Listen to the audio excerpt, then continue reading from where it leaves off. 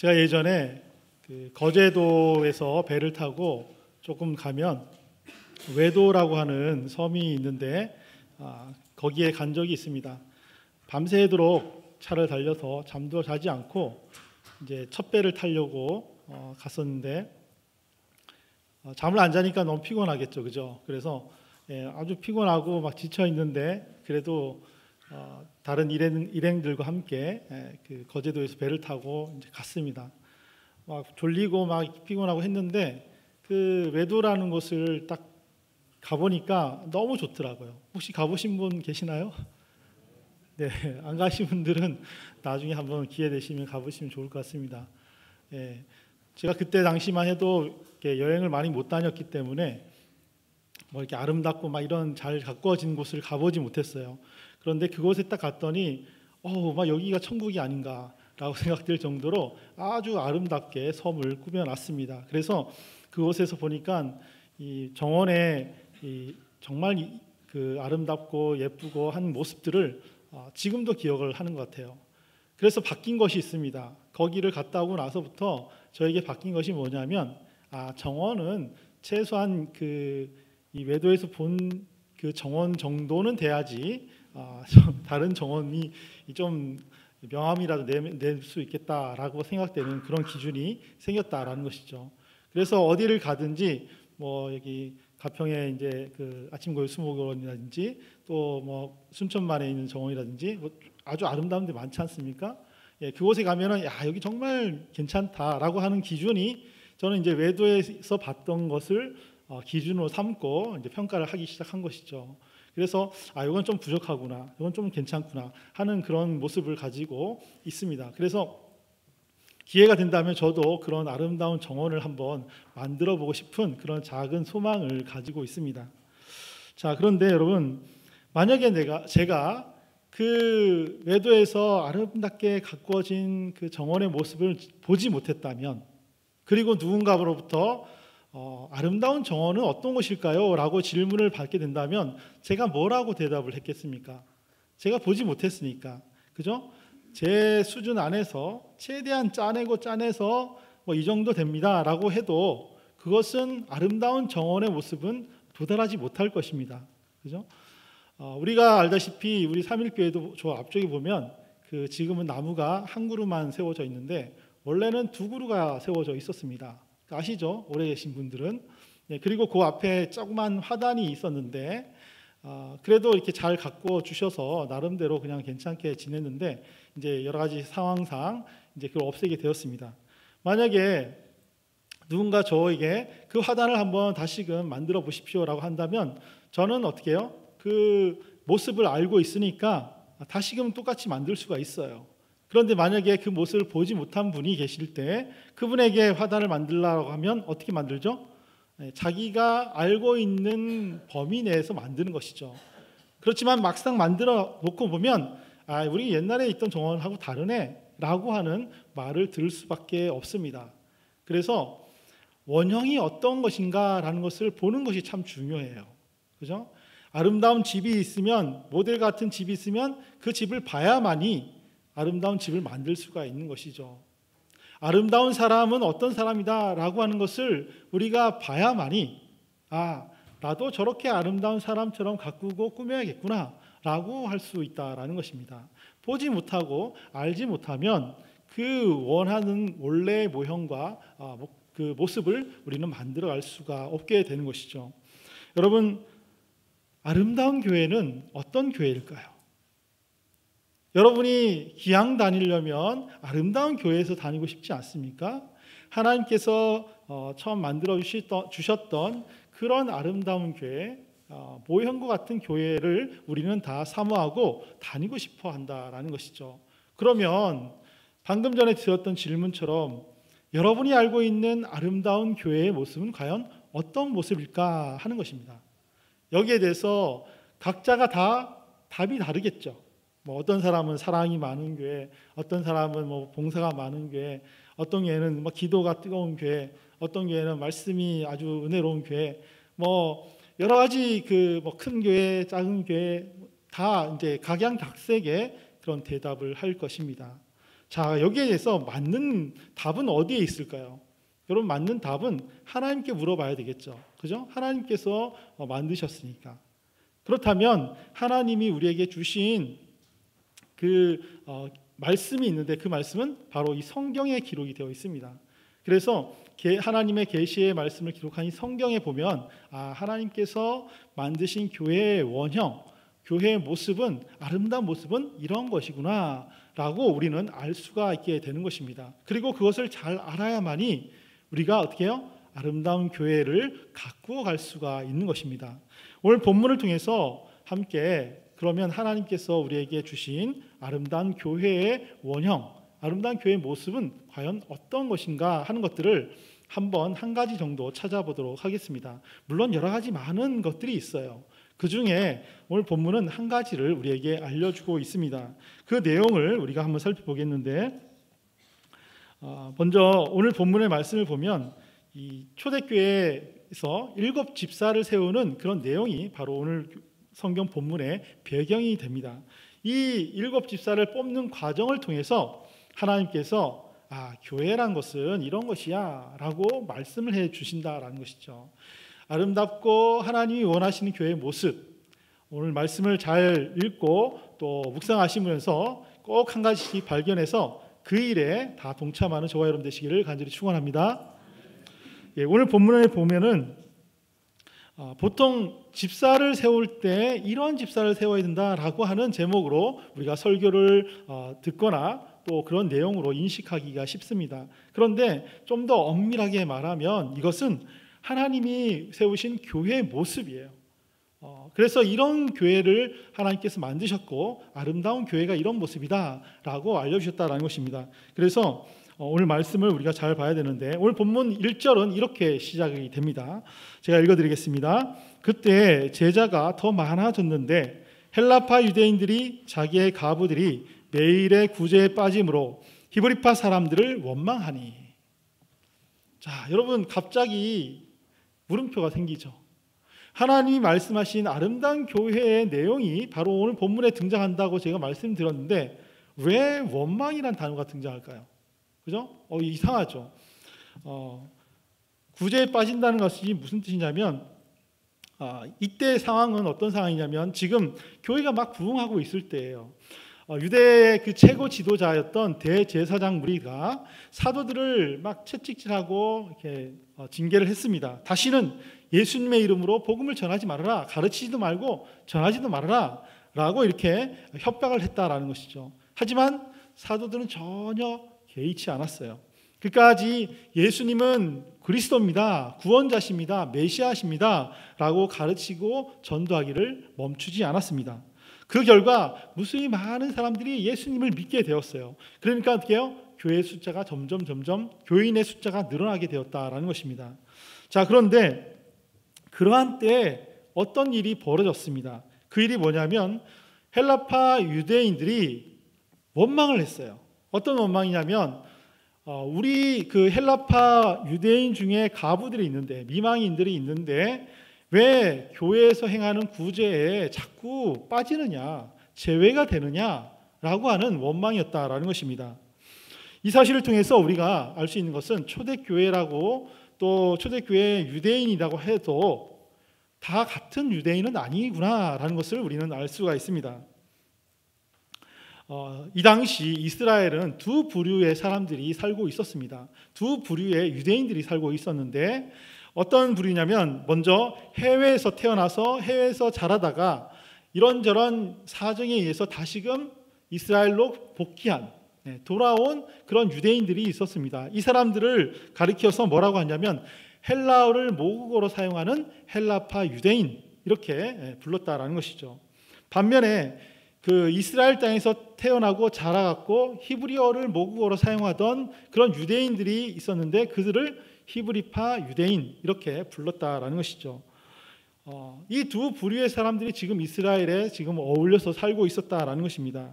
그러다 보니까 여러분 초대교회도 마찬가지죠. 초대교회 교인도 헬라파 유대인과 히브리파 유대인들이 함께 교회에서 신앙생활을 하고 있었습니다. 그런데 당연한 것은 이 지금 교회가 이스라엘 안에 있었기 때문에 히브리파 유대인들이 절대 다수를 이루고 있었다라는 것입니다. 헬라파 유대인들은 소수였다는 것이죠. 자, 이렇게 있는 중에 헬라파 유대인들이 막 원망을 하게 되었습니다. 그 원망이 일어난 이유는 교회가 매일매일 구제하고 섬기고 이렇게 교인들을 도와줬는데 이때 헬라파 유대인 과부들이 다 제외가 된다는 것이죠. 바꿔 얘기하면 교회가 구제하고 섬기는 그 일을 할 때 가난한 그 히브리파 유대인들의 과부는 도와주고 헬라파 유대인들의 과부는 안 도와줬어요. 그죠?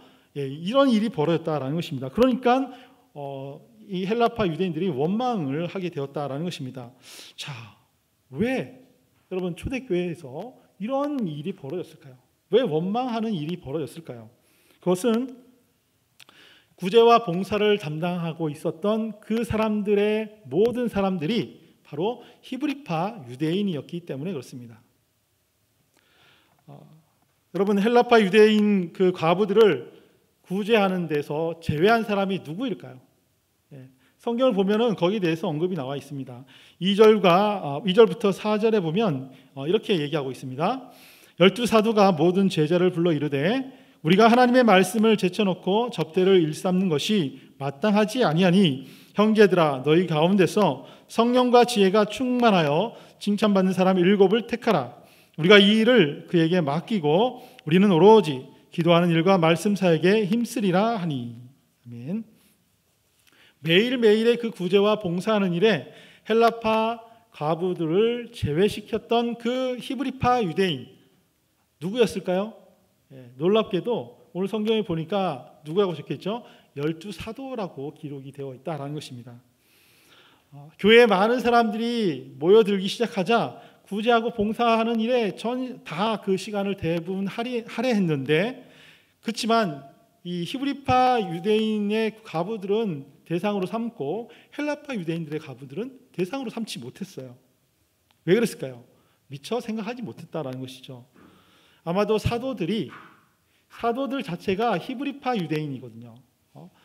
사도들은 그 정통 유대인이었다라는 것입니다. 그래서 자신들이 그렇게 히브리파 유대인이다 보니까 자기도 모르게 어떻게 해요? 헬라파 유대인들에게 더 마음이 갔고 관심이 간 것 같습니다. 그래서 교회 지도자의 마음이 어떻게 해요? 히브리파 유대인들에게 쏠려 있고 관심을 가지고 이렇게 하니까 어떻게 해요? 교인들은 자연스럽게 그 지도자를 따라가지 않습니까? 그래서 대부분의 교인들이 다 그렇게 행동을 했다라는 것입니다. 이 와중에 이 헬라파 유대인들이 이 모습을 보고 마음에 원망이 생겼어요. 그래서 문제 있습니다 라고 제기를 한 것이죠. 자, 여기에 대해서 사도들은 그 자신들의 모습을 딱 깨닫게 되는 거죠. 아차 싶은 거죠. 지금까지 우리가 히브리파 유대인들에게 더 많이 관심을 가지고 행했구나, 이거 우리들의 행위가 옳지 못하구나 라는 것을 깨닫고 인정을 했다라는 것입니다. 그죠? 그리고 나서 사도들이 어떻게 대처를 했습니까? 그냥 깨닫고 그냥 없었던 일을 해 이렇게 한 것이 아니라, 지금 보니까 사도들은 우리가 잘못했으니까 성령 충만한 사람 7을 뽑아라. 대신 우리는 기도하고 복음 말씀 전하는 일에 집중할 테니 나머지 그 일들은 이 7 집사를 통해서 감당하도록 하겠다라고 이렇게 말을 합니다.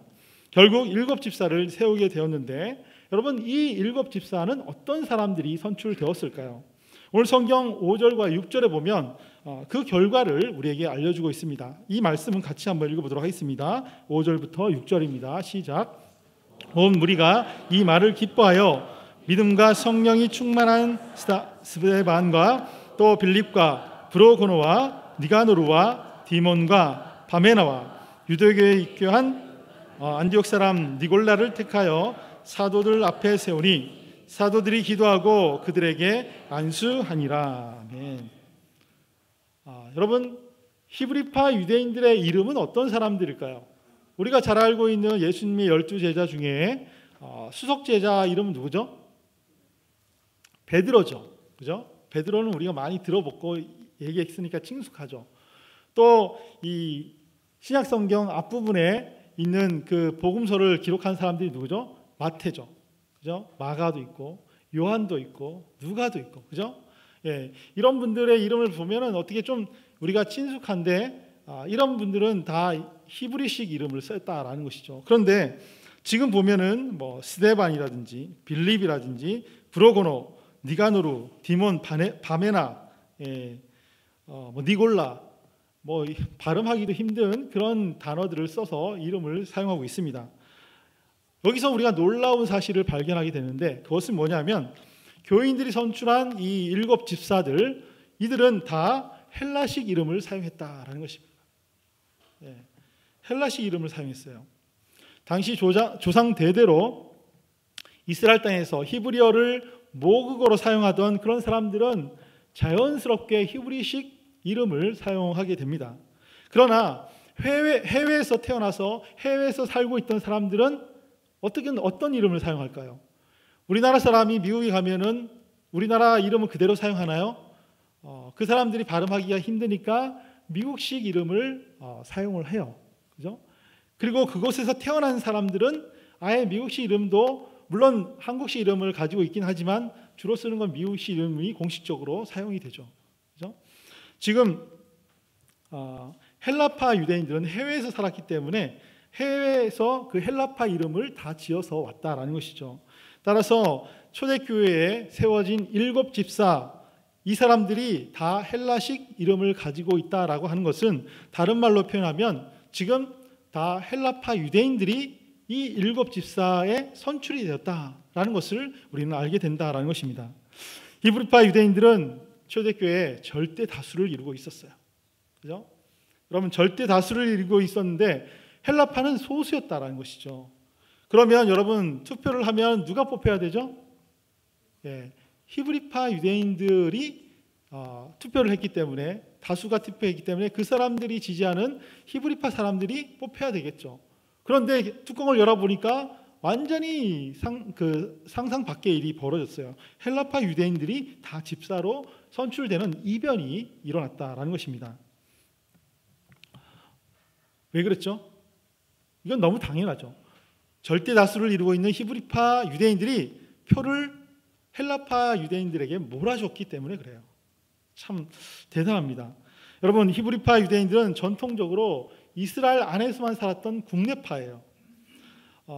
이스라엘이 남쪽과 북쪽으로 이 솔로몬의 아들 르호보암 이후에 갈라져서 있다가 멸망을 당했는데, 그렇게 멸망당하고 나서 최소 600년 동안 이 이스라엘 국내에서 살던 사람들, 그 사람들이 바로 국내파하고 히브리파거든요.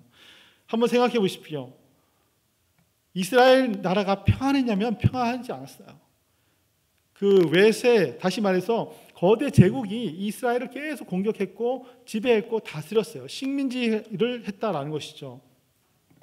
바벨론 제국에 의해서 다스려졌고, 페르시아 제국, 헬라 제국, 로마 제국에 의해서 이런 강대국의 지배를 계속 받았어요. 그러니까 여러분, 그 국내에 살고 있던 사람들은 얼마나 괴로웠겠습니까? 얼마나 힘들었겠어요.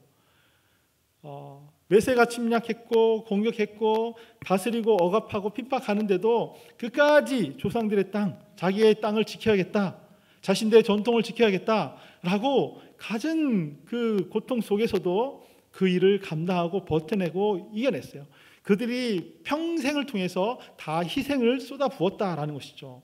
지금 그렇기 때문에 이 국내에 남아있는 사람들은 너무나 칭찬받아 마땅한 사람이고 그 자부심은 대단하다라고 할 수 있습니다. 자, 반면에 해외에 있던 사람은 어떤 사람들일까요? 물론 뭐 여러 가지 이유가 있었겠죠. 하지만 어떻게요? 자신들의 땅을 지키지 못하고 등지고 해외로 떠났어요. 피해갔다라는 것이죠. 나라가 가장 어려울 때 그 나라를 지키고 하지 않고 어떻게요? 피해갔던 사람들, 이런 관점에서 봤을 때 국내파가 해외파를 아이고 잘했어요 하고 받아준다는 거 여러분 쉽지 않죠. 그죠? 나는 고생하면서 여기를 지켜갖고 이만큼 딱 이렇게 살아왔는데 이 사람들은 고생 안 하고 밖에 나가버렸거든요. 물론 그 해외에서도 고생했겠죠. 하지만 국내파 입장에서는 배은망덕한 사람이고 쉽게 받아들이기 어렵다라는 것이죠. 하지만 어떻게 해요? 그 사람들을 받아줬어요. 그런데 그뿐만 아니라 투표를 했는데 자신들의 지도자를 선출하는 그 일에 이 국내파가 몰표를 줬어요. 누구한테? 해외파한테. 여러분, 이거 있을 수가 없다는 것이죠. 더군다나 그냥 일반 시시한 일을 하는데 그렇게 해주면은 이해가 돼요. 하지만 이 당시 일곱 집사는 소위 말해서 이 장로님들이거든요. 쉽게 얘기하면 지도자예요. 이 사람들의 지도를 받아서 모든 일을 해야 된단 말이에요. 그런 사람들을 뽑을 때 다 그런 해외파를 뽑았다. 여러분, 인간 세상에서 있을 수 없다라는 것이죠. 다시 말해서 초대교회의 중심이 그동안 히브리파였는데 이 중심이 헬라파로 옮겨지는 그런 일대 사건이 벌어졌다라는 것입니다. 이런 일은 인간 집단의 속성상 거의 불가능한 일입니다. 그런데 그런 일이 초대교회에서 일어났다라는 것을 우리는 성경을 통해서 발견하게 됩니다. 사도행전에 의하면 이 일 이후에 아주 놀라운 일들이 계속해서 일어납니다. 무슨 얘기냐면 이렇게 선출된 헬라파 유대인들이 여러 가지 많은 일들을 하게 되는데 그 활약들이 너무나 눈부시다라는 것이죠. 그래서 사도행전 6장 다음부터 일어나는 일들을 보면 특별히 오늘 본문 7절 말씀을 한번 읽어보도록 하겠습니다. 과연 어떤 일들이 벌어졌는지 7절입니다. 같이 읽겠습니다. 시작. 하나님의 말씀이 점점 왕성하여 예루살렘에 있는 제자의 수가 더 심히 많아지고 허다한 제사장의 무리도 이 도에 복종하니라. 헬라파 집사님들이 이제 활동하기 시작했어요. 그런데 이전까지 있지 않았던 아주 경이로운 일이 벌어졌습니다. 그게 뭐냐면 바로 제사장, 유대교의 제사장이 예수님을 믿는 일이 벌어졌다는 것입니다. 그동안 여러분 잘 생각해 보십시오. 지금까지는 유대교에 있던 일반 사람들이 예수님을 믿었어요. 물론 그것도 대단한 일이죠. 그러나 유대교의 최상층에 있는 이 제사장 이 사람들은 절대로 예수님 믿지 않았다는 것입니다. 하지만 일곱 집사가 선출되고 그 이후에 무슨 일이 벌어졌냐면 한 명이 아니고 두 명이 아니고 허다한 제사장의 무리가 예수님을 믿게 되었다라는 것입니다. 당시 성직자 신학자였던 예레미야스라고 하는 사람이 있었는데 그 사람이 기록한 내용에 보면 이 당시 예루살렘에는 8,000명의 제사장이 활동하고 있었다라고 합니다. 그런 이 활동하고 있었던 제사장의 허다한 무리가 바로 그리스도인이 된 것입니다. 히브리파 유대인들이 초대교회의 중심일 때는 그런 일이 벌어지지 않았어요. 그냥 개인만 전도가 됐습니다. 하지만 헬라파 유대인들이 집사가 되고 활동을 하기 시작하자 제사장들이 집단적으로 복음을 받아들이는 정말 상상할 수 없는 일이 벌어졌습니다. 그 이후에 또 어떤 일이 벌어졌을까요? 사도행전 7장에 보면 여러분 일곱 집사 중에 스데반 집사님이 계셨는데 그분이 행했던 설교가 기록되어 있습니다. 그 내용을 보면 그 당시까지만 유대인들이 생각할 때 어떤 믿음이 있었냐면 하나님은 이 예루살렘 성에만 계시는 분이시다라는 믿음을 가지고 있었어요. 그러니까 어떻게 해요? 예루살렘 성전을 가지고 있는 이스라엘만이 유일한 선택받은 백성이고 그렇지 않은 이방인들은 선택받지 않은 백성이었어요. 하나님이 그들과 함께하지 않는다라고 생각했습니다.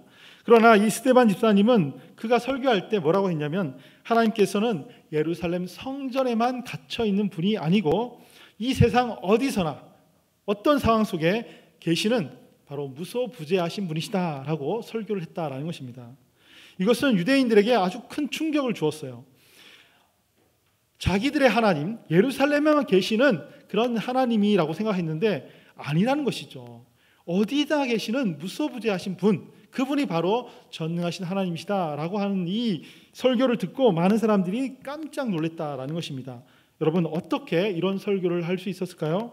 바로 이 스데반 집사가 해외에서 살던 바로 해외파 유대인이었기 때문에 그렇습니다. 또 있습니다. 사도행전 8장에 보면 사마리아인에게 전도한 내용이 등장하는데 이 일을 한 사람이 빌립 집사예요. 그죠? 일곱 집사 중에 한 분인 빌립 집사입니다. 당시 사마리아인은 사람들이 만나지 않는 사람이었어요. 왜요? 사마리아인은 이방인의 피가 섞여 있는 혼혈인이었기 때문에 그래서 정통 유대인들은 이 더럽혀졌다라고 해서 이 사마리아 사람들과 상종하지 않았어요. 심지어는 남쪽에서 북쪽으로 가기 위해서는 이 중간에 있는 사마리아 지역을 지나가는 것이 빠른 것인데 이 남쪽에 있는 사람들은 이 사마리아 사람들이 사는 사마리아 땅은 더러운 곳이다 라고 해서 둘러갔다는 것이 피해갔습니다. 그 정도로 상종하지 않았는데 이 빌립 집사는 그런 사마리아인을 찾아가서 복음을 증거했어요. 뿐만 아니라 이방인이었던 에디오피아의 네시를 만나서 그에게 세례를 줍니다. 이 일은 기독교 역사상 최초로 이방인에게 세례를 주는 그런 놀라운 일이었다라는 것입니다. 왜요? 빌립이 히브리파 유대인이 아니고 헬라파 유대인이었다라는 것이죠. 그래서 가능했다는 것입니다. 그리고 사도행전 9장에 보면 헬라파 유대인의 우두머리격이었던 바울이 등장합니다. 바울이 회심하고 활동하는 내용이 등장하는데 예수님이 부활하고 승천하셨을 때 남긴 유언과 같은 지상 명령이 있습니다. 땅끝까지 이르러 복음의 증인이 되라. 이스라엘 사람, 당시 히브리파 유대인들은 이 땅끝이 이스라엘 경계라고 생각했어요. 그러니까 어떻게 해요? 이스라엘을 넘어가면 안 되는 것이죠. 하지만 예수님께서 말씀하시는 그 내용은 그것이 아니죠. 히브리파 유대인들이 이스라엘의 경계를 넘어가지 않는 그런 상황 속에서 복음을 들고 가장 먼저 이방 세계로 나가서 복음을 증거했던 사람 바로 바울이었다라는 것입니다. 그리고 나서 사도행전 13장 이후부터는 이제 성경을 보면 아시겠지만 히브리파 유대인들의 모습은 등장하지 않아요. 사도행전의 모든 내용은 그 다음부터 헬라파 유대인들의 동무대가 되었다라는 것입니다. 그러므로 여러분, 비록 사도행전이 시작은 히브리파 유대인들에 의해서 시작이 되었지만 헬라파 유대인들을 거쳐서 헬라파 유대인들에 의해서 완결이 되었어요. 놀랍지 않습니까? 그러면 왜 초대교회 중심과 사도행전의 이 중심의 추가 히브리파 유대인들부터 헬라파 유대인들로 옮겨가게 되었을까요? 왜 이렇게 옮겨가는 것이 필요했을까요? 그 이유에 대한 것들은 답은 바로 이 명칭에 있습니다. 명칭이 알려주는 것입니다. 앞서 말씀드렸다시피 히브리파 유대인들은 전통적으로 이스라엘 땅에서 태어나서 살다가 히브리어를 모국어로 사는 사람이에요. 그러니까 여러분, 다른 사람을 받아들이는 것을 좀 잘 못한다는 것입니다. 여러분, 우리나라도 그렇지 않아요? 우리나라 단일 민족이라고 하고 백이 민족, 순수한 한민족이라고 얘기하지만 그러다 보니까 외국인들을 받아들이는데 좀 인색한 면이 있습니다. 그죠? 언어 쓰는 것도 어렵고 이 이스라엘에 있었던 히브리파 유대인들이 그랬다라는 것입니다. 심지어는 선민의식이라는 것이 있었어요. 그러니까 하나님이 우리만 선택했고 다른 민족은 선택하지 않았습니다. 그래서 다른 민족은 열등하다 이렇게 생각했다는 것이죠. 그러니까 열등한 사람들에게는 복음이 필요 없다는 것이죠. 하나님 필요 없다는 것입니다. 그렇게 생각했으니까 복음을 증거하는 데 인색할 수밖에 없었어요. 그러나 이 이방인 땅에서 살아왔던 이 해외파 유대인들, 헬라파 유대인들은 다른 사람들과 함께 태어났고 어울리고 또 그곳에 생활하는 것, 이것이 그들의 삶이었어요. 그죠? 너무나 자연스러웠다는 것이죠. 낯선 사람과 만나는 것, 그건 자연스러운 생활이었습니다. 그러다 보니까 하나님의 말씀을 증거하는데 더 개방적이었고 적극적이었다는 것이죠. 헬라파 유대인들은 초대교회와 완전히 견원지간이었던 그 유대교회 제사장 무리까지 전도를 했습니다. 예루살렘 성전을 뛰어넘어서 하나님은 어디나 계시다, 무소부재하시다라고 선포하기를 꺼리낌 없이 했다는 것입니다. 뿐만 아니라 유대인들, 정통 유대인들은 사람 취급하지도 않았던 사마리아인들까지도 나가서 복음을 전했고 이방인들에게 세례를 주는데도 꺼리낌이 없었어요. 이스라엘 경계를 넘어서 온 세계를 향해서 복음을 전할 수 있었다는 것이죠. 그러니까 어떻게 해요? 당연히 히브리파 유대인에서 헬라파 유대인으로 바로 그 중심의 추가 옮겨갈 수밖에 없었다라는 것입니다. 자, 그만큼 이 헬라파 유대인들은 중요했어요. 초대교회에서 너무나 중요한 역할을 감당하게 되었습니다. 자, 그런데 제가 이렇게 막 헬라파 유대인들을 강조하다 보니까 우리가 간과하면 안 되는데 간과하는 경우가 있어요. 뭘까요? 바로 이 히브리파 유대인들입니다. 여러분, 그러면 이 히브리파 유대인들은 필요 없는 존재인가요? 별 볼일 없는 존재인가요? 그렇지 않다라는 것이죠. 여러분, 헬라파 유대인들이 있을 수 있었던 이유는 누구 때문이죠? 히브리파 유대인들 때문에 있었다라는 것입니다. 초대교회가 7 집사를 선출할 때 몰표를 몰아준 사람들이 누구예요? 히브리파 유대인들이거든요. 히브리파 유대인들이 만약에 자신들의 표를 헬라파 유대인들에게 몰아주지 않았다면, 아니 지도자는 우리 사람이 돼야 돼 라고 해서 히브리파 유대인 중에서 지도자를 뽑았다면 과연 이런 일이 벌어졌을까요? 초대교회가 이렇게 사도행전을 기록하면서 나갈 수가 있었을까요? 불가능했다는 것입니다. 그러나 그들은 자신들의 이 약점, 자신들의 이 편협함, 자신들의 잘못된 모습들, 이거를 깨닫고 나서 덮어버리지 않았어요. 이게 우리는 이렇게 개방적이지 못하구나, 사람들 관계 속에서 더 적극적이지 못하고 훨씬 좁구나, 이런 면에서 더 능력 있고 그릇이 큰 헬라파 유대인들을 우리가 전폭적으로 밀어주어야겠다라고 생각하고는 밀어주었다는 것이죠. 이처럼 초대교회는 헬라파와 히브리파의 이 완벽한 협조 속에서 하나님께 부여받은 사명을 완수할 수 있었습니다. 이것이 아름다운 교회의 모습이라는 것입니다. 이런 일들은 어떻게 해서 일어날 수 있었을까요? 그것은 철저하게 자기 부인이 필요합니다. 자기 자신을 부인하는 것이죠. 자기의 기득권, 자기의 생각, 자기의 욕심을 내려놓는 거예요. 그렇지 않으면 있을 수 없다는 것이죠. 그런데 내려놓기 위해서는 무엇을 먼저 해야 될까요? 그것은 바로 하나님을 앞세우는 것입니다. 먼저 하나님을 생각하지 않으면 결코 이 일을 할 수 없어요. 여러분, 본전 생각이라는 것이 있지 않습니까? 그죠? 내가 고생했는데, 내가 이만큼 했는데 이걸 어떻게 남에게 줘요? 그죠? 그럴 수 없다는 것이죠. 그러나 나를 앞세우기보다는 나를 부인하고 하나님을 앞세우면, 하나님의 일이라면, 하나님을 위한 일이라면, 하나님을 먼저 생각하면 이것이 가능하다라는 것입니다.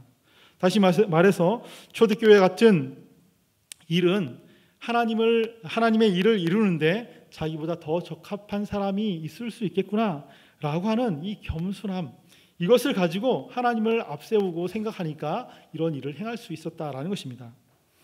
여러분, 이것을 한번 비유를 한번 들어볼까요? 축구 경기에 한번 비유를 들어보면 이렇습니다. 여러분, 축구 경기에서 골을 넣으려면 생각해 보십시오. 반드시 어시스트라는 것이 필요합니다. 좀 어려워요. 골을 넣으려면 골을 넣는 공격수가 있어야 되고, 그리고 공격수에게 골을 전달해주는 이 조력자, 어시스트 하는 사람이 있어야 한다라는 것입니다. 그죠? 혼자서는 할 수가 없어요. 마찬가지로 초대교회도 헬라파 유대인 정말 뛰어난 사람들이지만 이 사람들만 갖고 아름다운 교회를 만들 수 있었을까요? 안 된다는 것이죠.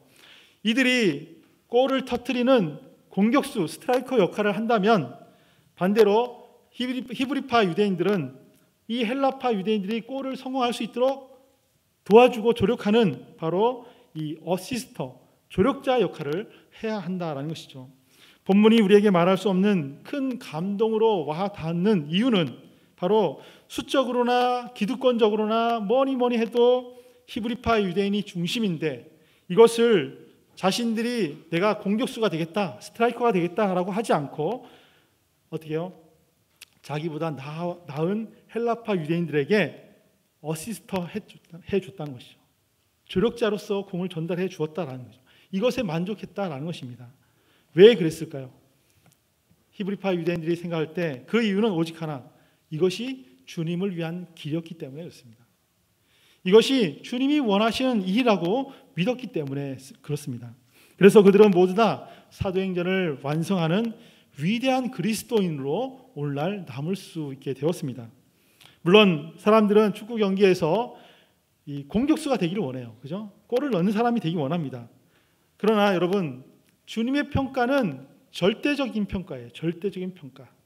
골을 많이 넣었다고 칭찬하고 골 못 넣었다고 저주하는 것이 하나님의 평가가 아니다라는 것이죠. 골을 넣은 사람도 칭찬받지만 골을 넣을 수 있도록 도와줬던 이 조력자 역할을 한 사람도 똑같이 하나님은 칭찬하십니다. 그러므로 여러분, 사도행전을 완결한 사람들은 헬라파 유대인만이 아니고 히브리파 유대인과 헬라파 유대인들이 함께 완성을 하게 된 것이고, 또 하나님으로부터 똑같은 상급을 받게 되는 것입니다. 자, 그렇다면 이 시간 성경 본문을 통해서 우리는 귀한 교훈을 알 수 있게 됩니다. 참된 믿음이란 무엇일까요?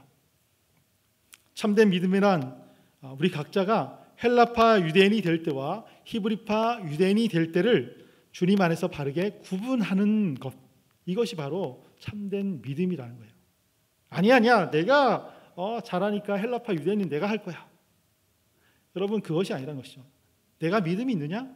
그러면 이 때를 잘 구분하라는 것이죠. 내가 헬라파 유대인으로 활동할 때가 있으면 반대로 히브리파 유대인으로 활동할 때가 있는 거예요. 이것을 잘 구분해서 나가는 것, 이것이 바로 교회를 아름답게 만들어가는 참된 믿음이다라는 것입니다.